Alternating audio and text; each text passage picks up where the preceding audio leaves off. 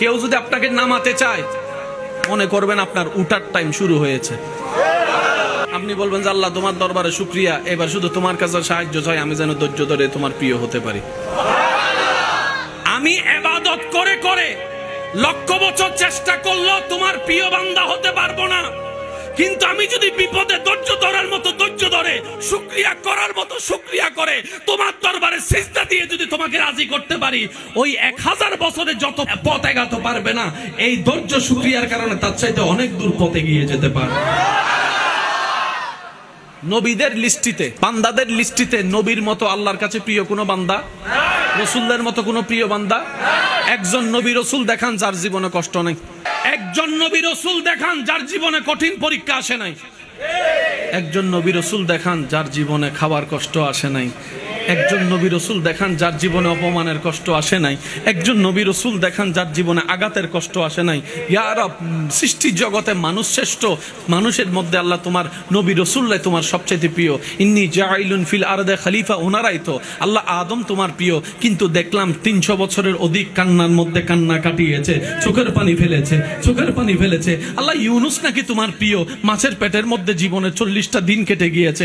আল্লাহ আইয়ুব নাকি তোমার প্রিয়, সারা শরীরে কাপড়ের মধ্যে কাপড় লাগাতে পারে না, গুস্তের মধ্যে আল্লাহ এইরকম করে কষ্ট পেয়েছে, রোগের কষ্ট পেয়েছে। আল্লাহ ইউসুফ নাকি তোমার প্রিয়, কুফের মধ্যে ওনাকে পড়তে হয়েছে। রব বলে যে আমার প্রিয় বলেই তো তাদেরকে কষ্ট দিয়েছি, আমার প্রিয় বলেই তো কষ্ট দিয়েছি। আমি ফেরাউনকে রাজত্ব দিয়েছি, নমরুদকে আমি আল্লাহ রাজত্ব দিয়েছি, কিন্তু আমার নবীদের জীবনের মধ্যে দেখ, অনেকে ছাগল ছড়াইছে, কৃষি কাজ করেছে, অনেকে ভাতে ভাত পাই নাই, অনেকে শরীরের অসুস্থ ছিল। কেন জানিস? আমি দুনিয়াটা আমার মুমিনদের জন্য জেলখানা বানায় রেখেছি, জেলখানা বানায় রেখেছি। যারা আমি রবকে পাওয়ার আশা রাখে, যারা আমি রবের সন্তুষ্টি পাওয়ার আশা রাখে, তারা যেন শুনে নেয়, তারা যেন জেনে নেয়, যারাই আমি রবকে চাইবে তাদের জন্যই অপমান, যারা আমি রবের ভালোবাসা চাইবে তাদের জন্যই অপমান, তাদের জন্যই দুঃখ, তাদের জন্যই কষ্ট। এত সব জেনে যারা আমি রবকে ভালোবাসতে চাইবে তাদের জন্যই পরকালে জান্নাত।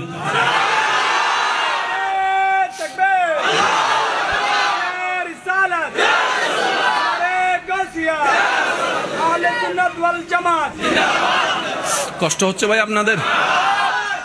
বিরক্ত করে ফেলছি না? যদি কেউ আপনার নামে বদনাম করে, এতদিন কি করছেন সাহস, তাইলে গাছতলা তাই বলেন না রে ভাই, ফাইল্লা হোনা তাই ফিসে কি হতা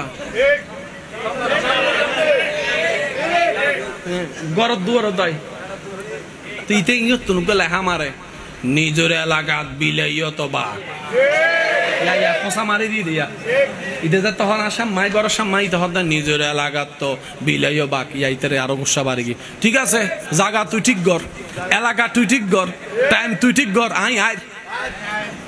মনে রাখবেন এগুলো সবগুলো শয়তানের কথা। এই বুঝটা বুঝি না বলে আমরা পাগলের মতো নাই মাজাই।